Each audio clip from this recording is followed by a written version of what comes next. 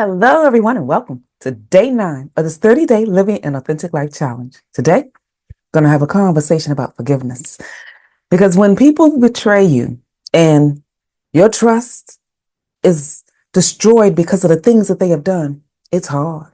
It's hard to want to deal with people like that when you find that the last thing you really feel like doing is forgiving anybody because of what they've done, the hurt they've caused, the pain and all of that exists with it. Trust me when I tell you I understand. But forgiving someone can be challenging, but it can be done. Because there's a thing about forgiveness that we often don't truly realize. Forgiving someone is about you getting a chance to move on with the rest of your life. Because think about it like this. If you decide that you're not going to forgive somebody for whatever they have done against you, you've got to constantly remember it. You've got to constantly go through the emotions about how they made you feel when you went through that experience. So your soul keeps reliving the chaos that they did one time. Now, there are a few people that are just consistent in their chaos, just consistent in how they are dealing with you. But you got to keep living it out over and over again. When you choose to forgive, because it's a choice. Forgiveness is an action that you must take. Now, I already prefaced that it is not easy. So when you decide to take these steps, take small steps, forgive small little moments. One of the things that I had to do when I made a decision is I choose to believe that what they were trying to do was supportive in their mind, if nothing else. And if there's somebody that keeps putting themselves in a position where they are hurting you and you say nothing, for some of us, we have been taught that if I just look past this moment, it will get better. If I just look past this moment, maybe they just didn't understand. And you keep extending grace. Extending grace is good, but say what is wrong, because not until we really get clear definition about what we are experiencing that we can begin to move into a better direction. So acknowledge what took place. Now, acknowledging what took place does not mean that you agree that it happened. What they did was wrong. What they did that requires your forgiveness is something that you will have to address, though. Because sometimes people are causing you moments where you feel like you need to forgive, and they're not even aware. There have been plenty of moments that I know personally that I have offended somebody, and I didn't even know that I offended them. And it wasn't until years later, because I decided, hey, we've got some space between us, and I don't even know what happened. And I had to take a moment to decide, do I want to even deal with what's coming on with that situation? Because for some individuals that felt like I offended them, there was a space and place where they offended me as well. But I gave grace. I gave grace because I felt like that's the loving thing to do. But inside I was hurt.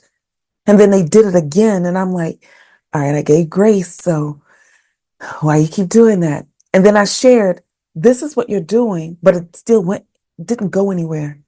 So I felt like I forgave. Am I supposed to keep forgiving? You see, when we acknowledge what we feel about a situation and then the person still does the thing that we have asked them not to, now it's time to do something different, reframing your thoughts. I had to make a different decision. Like, yeah, I gave you grace. And then I took it a step further and told you what was wrong. And then you still decided after I told you what was wrong that you're going to continue to do this thing. You're having to deal with that person on a regular basis. For some of us, we can't get away from them. So you have to reframe your thoughts about that situation. If they are blatant and hurtful, remove yourself. I'm not saying stay in any place that's going to cause you any extra emotional or spiritual or elements that will ravage your soul. Don't do that. But if it's something that you can overlook and you don't have to be around that person on a regular basis, don't be around them on a regular basis. Make a decision to do the thing that you have to do respectfully and then exit. And reframe your thoughts like, this is a person that is not really gathering what needs to happen, but I'm not going to let my character, who I am, be shifted because they aren't functioning. Make some decisions in how you're doing that. because reframing your thought, choosing a positive outcome, because a lot of us try to do that. But then limit your interaction so that it doesn't keep causing you the pain. But here's another thing. For some of us that were in situations that we knew were not supporting us, some of us that were made decisions actively to stay put in an environment that did not support who you are. You may be feeling some type of way about yourself and not forgiving who you are. Forgive yourself for what you did not know. Forgive yourself for what you chose and you should not have accepted. Forgive yourself, because forgiving you allows you to stop being held hostage. And it's in the forgiveness that you can start tearing down some walls. Because some, like me, in the aftermath of your divorce, you decided, I'm not doing this thing called marriage again because of the pain that someone previously brought you. That one person may not have been able to hold your love. I often share, I walk around with a 10-gallon jug of love. And if I distribute this with somebody that has the love size of a thimble, I can't be mad at them because of their thimble size love.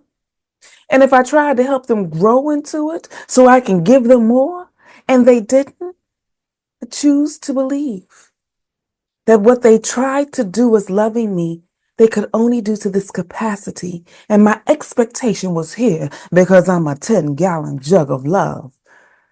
Forgive. Forgive so that you can move on. And you're capable of forgiving because forgiveness is a choice. So, day 9, forgiveness. We are extending this conversation with the rest of the people that are here on Zoom, and I encourage you to join me. Go to tanyaehud.com.